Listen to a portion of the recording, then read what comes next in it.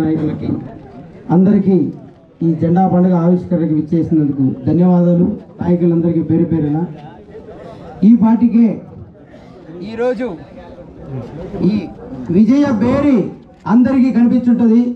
ఒకటే చెప్తున్నాం, ప్రతి మండలంలో ఇలాంటి జెండా ఆవిష్కరణలు ఎన్నో జరిగాయి. ఎన్నిసార్లు చెప్పినా, ఎంతమంది చెప్పినా మన బిడ్డల భవిష్యత్తుని తాకట్టు పెట్టి మనం ఓటేసి వాళ్ళని అధికారం ఎక్కిస్తే మనకి ఏమాత్రం న్యాయం చేశారనేది ప్రతి ఒక్కరు చూస్తూనే ఉన్నారు. కాబట్టి ఏ వర్గంలో ఏ వర్గానికి న్యాయం చేయలేదు.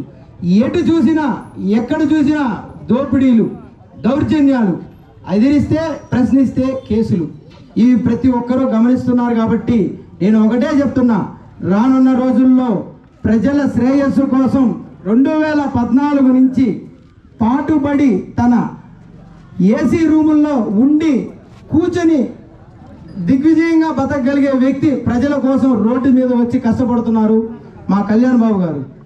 అది మీరు ఖచ్చితంగా గమనించి రానున్న రోజుల్లో ప్రభుత్వాన్ని మార్చి మన బిడ్డల భవిష్యత్తుని మనం మార్చుకోవాలని చెప్పి కోరుకుంటున్నాం.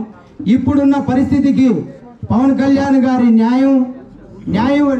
న్యాయమైన వ్యక్తి కాబట్టి, చంద్రబాబు నాయుడు గారు అనుభవం ఉన్న వ్యక్తి కాబట్టి, వీళ్ళిద్దరి వల్ల మాత్రమే మన రాష్ట్ర అభివృద్ధి నెక్స్ట్ రానున్న రోజుల్లో జరగడానికి కీలక పాత్ర. కాబట్టి దయచేసి అందరూ గమనించి ప్రజలందరికీ నేను చెప్పడం ఏంటంటే, రానున్న రోజుల్లో దిగ్విజయంగా మన ఉమ్మడి ప్రభుత్వాన్ని స్థాపించి అధికార ప్రభుత్వానికి బుద్ధి చెప్పి మన బిడ్డల భవిష్యత్తుకి బాటేసుకుందామని చెప్పి కోరుకుంటూ సెలవు తీసుకుంటున్నాను. జై హింద్, జై జనసేన, జై తెలుగుదేశం. సపోర్ట్ చేయండి ప్లీజ్.